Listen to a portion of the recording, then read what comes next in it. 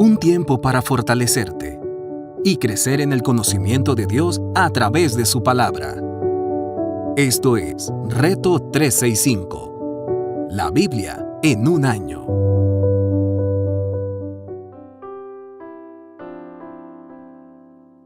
Reto 365, la Biblia en un año. Su servidora, Anaí Solís. Día 111, Antiguo Testamento, Libro de Jueces, capítulo 1, capítulo 2. Israel continúa su lucha contra los cananeos. Después de la muerte de Josué, los israelitas le preguntaron al Señor: ¿quién de nosotros será el primero en subir a pelear contra los cananeos? El Señor respondió: Judá será el primero en subir, puesto que ya le he entregado el país en sus manos. Entonces los de la tribu de Judá dijeron a sus hermanos de la tribu de Simeón: suban con nosotros al territorio que nos ha tocado y pelearemos contra los cananeos. Después nosotros iremos con ustedes al territorio que les tocó. Y los de la tribu de Simeón los acompañaron. Cuando Judá atacó, el Señor entregó en sus manos a los cananeos y a los fereceos. En Bezec derrotaron a 10,000 hombres. Allí se toparon con Adoní-Bezec y pelearon contra él, y derrotaron a los cananeos y a los fereceos. Adoní-Bezec logró escapar, pero lo persiguieron hasta que lo alcanzaron, y le cortaron los pulgares de las manos y los 2 dedos gordos de los pies. Entonces Adoní-Bezec exclamó: 70 reyes cortados los pulgares de la mano y los dedos gordos de los pies. Recogían migajas debajo de mi mesa. Ahora Dios me ha pagado con la misma moneda. Luego lo llevaron a Jerusalén y allí murió. Los de la tribu de Judá también atacaron a Jerusalén. La capturaron, matando a todos a filo de espada, y luego incendiaron la ciudad. Después, la tribu de Judá fue a pelear contra los cananeos, que vivían en la región montañosa, en el Negué. En la Cefela avanzaron contra los cananeos que vivían en Hebrón, ciudad que antes se llamaba Kiriat Arba, y derrotaron a Sesai, a Jimán y a Talmai. Desde allí avanzaron contra los habitantes de Debir, ciudad que antes se llamaba Kiriat Sefer. Entonces Caleb dijo: a quien derrote a Kiriat Sefer y la conquiste, yo le daré por esposa a mi hija Acsa. Y fue Otoniel, hijo de Kenaz, hermano menor de Caleb, quien la conquistó. Así Caleb le dio por esposa a su hija Acsa. Cuando ella llegó, Otoniel la convenció de que le pidiera un terreno a su padre. Al bajar Acsa del asno, Caleb le preguntó: ¿qué te pasa? Concédeme un favor, respondió ella. Ya que me has dado tierra en el Negué, dame también manantiales. Fue así como Caleb le dio a su hija manantiales en las zonas altas y en las bajas. Los descendientes de Hobab, el quinita, suegro de Moisés, acompañaron a la tribu de Judá desde la ciudad de las palmeras hasta el desierto de Judá, que está en el Negué, cerca de Arad. Allí habitaron con la gente del lugar. Después fueron los de las tribus de Judá con sus hermanos en la tribu de Simeón y derrotaron a los cananeos que vivían en Sefat, ciudad a la que destruyeron por completo. Desde entonces, Sefat fue llamada Jormá. Los hombres de Judá también conquistaron las ciudades de Gaza, Ascalón y Acrón, cada una de ellas con su propio territorio. El Señor estaba con los hombres de Judá. Estos tomaron posesión de la región montañosa, pero no pudieron expulsar los que vivían en las llanuras, porque esa gente contaba con carros de hierro, tal como lo había prometido Moisés.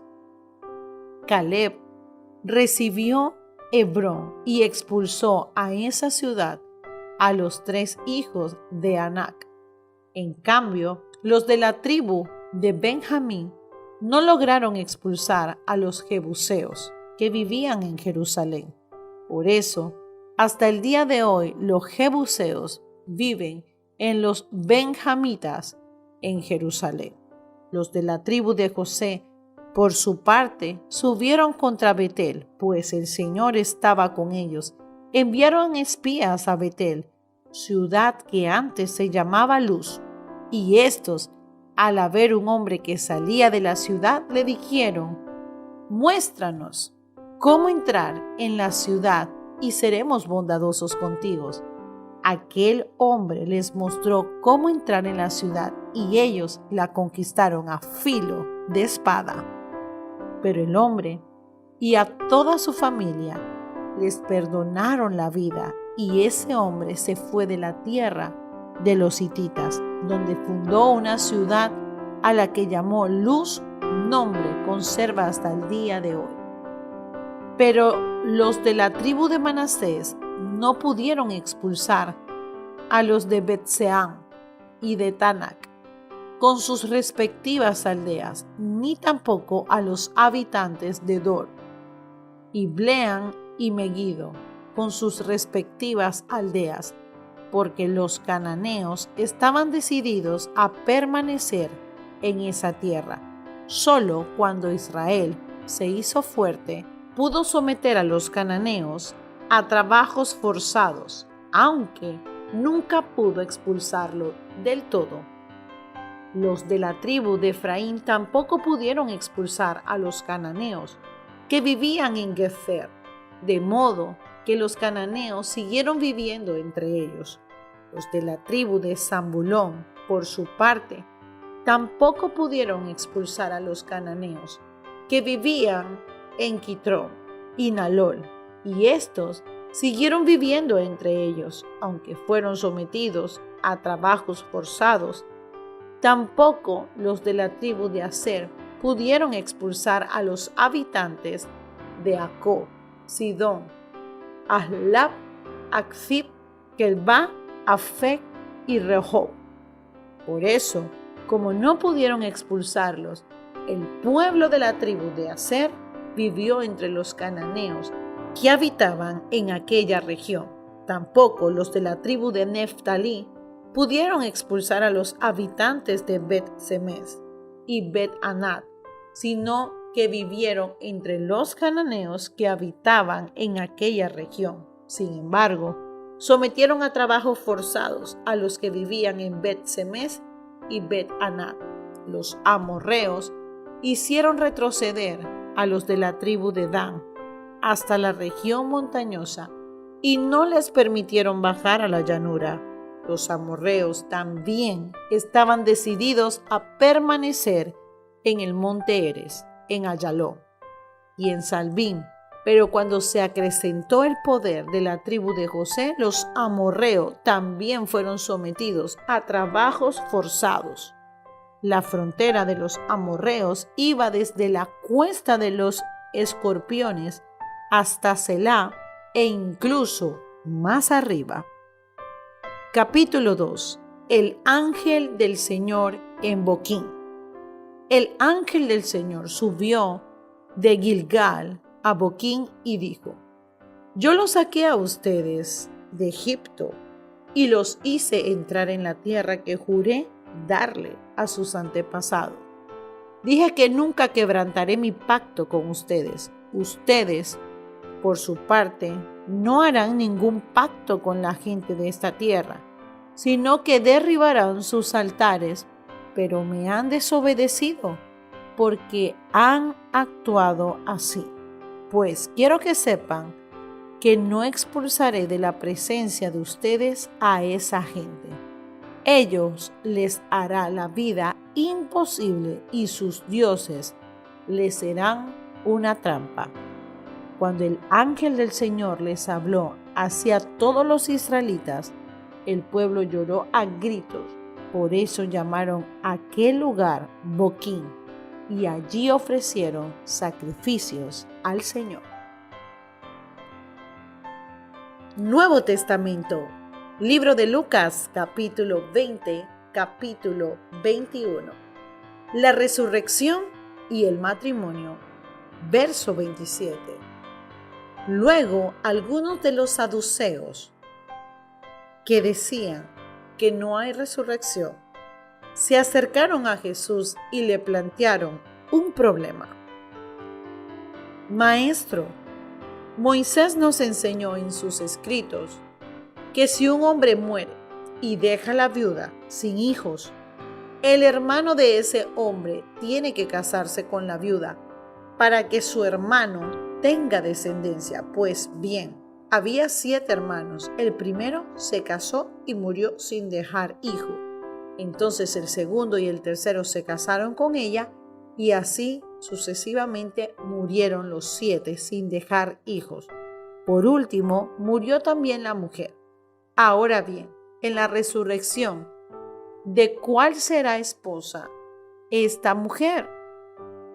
Ya que los 7 estuvieron casados con ella.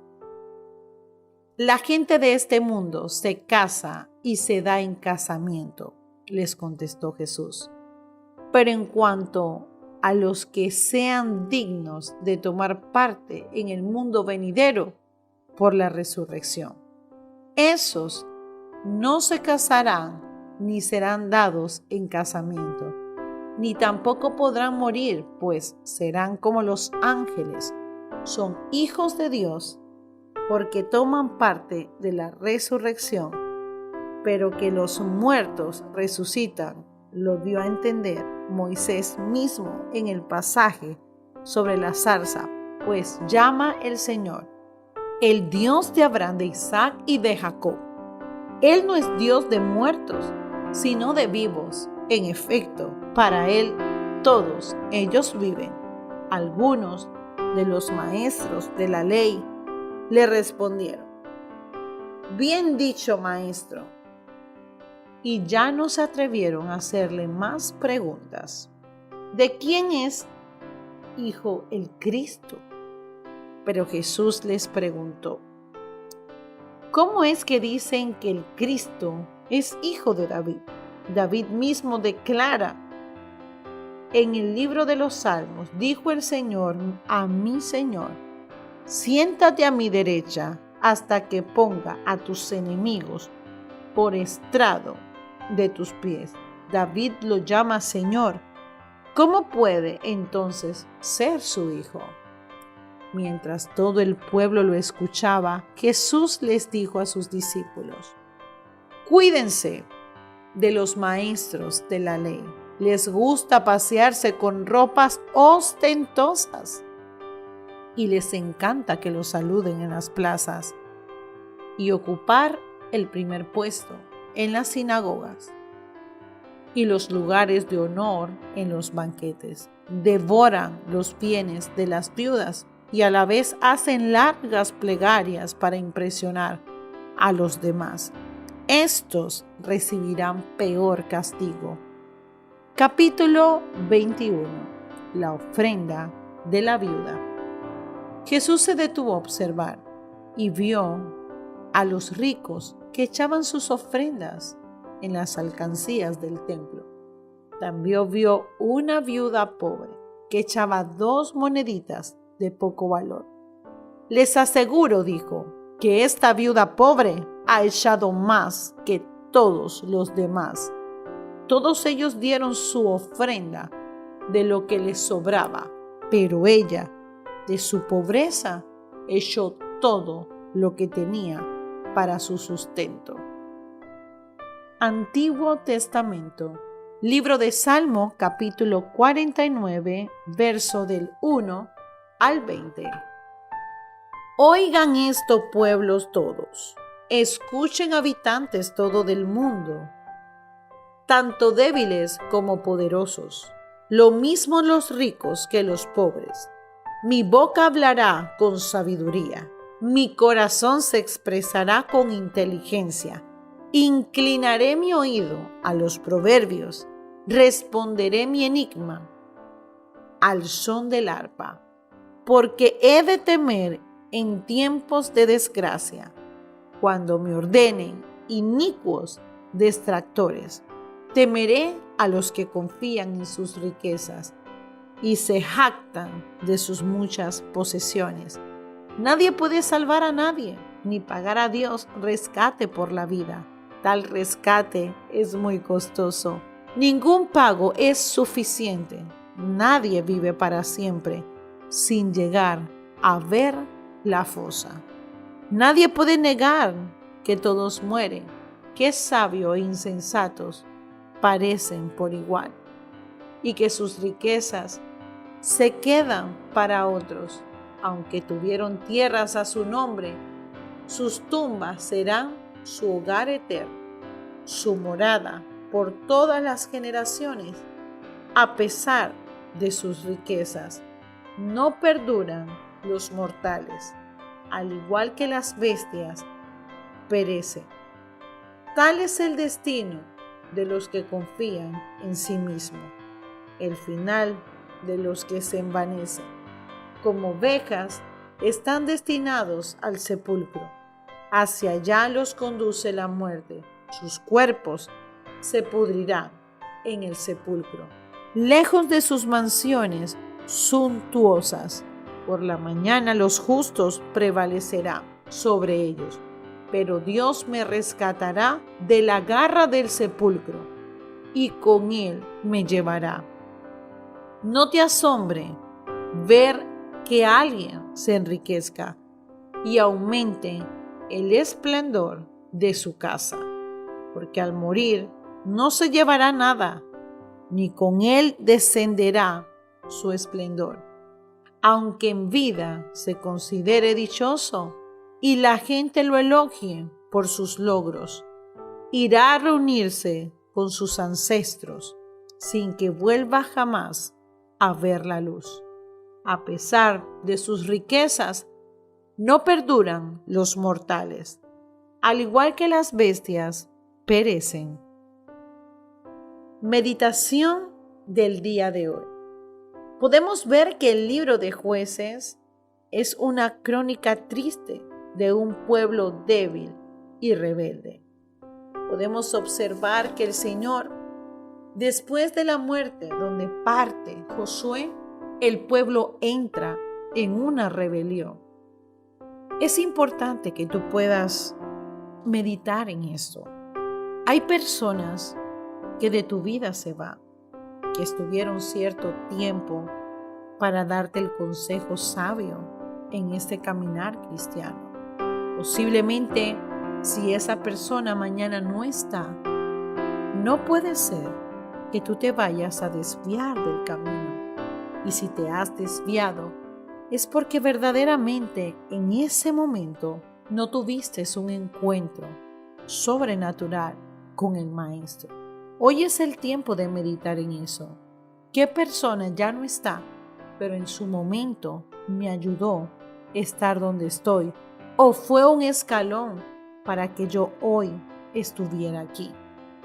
Posiblemente es una persona buena para ti, o es una persona que en su momento te causó dolor. Quiero que sepas que toda persona que Dios permite que pase por tu vida es para tu bien. Medita en esto y da gracias a Dios por tus amigos, pero también por tus enemigos. Josué dejó un legado, le tocó partir, pero el pueblo de Dios se olvidó de todas las promesas que el Señor había hecho. Que tú y yo nunca olvidemos lo que Dios dijo que iba a hacer en tu vida. Bendición.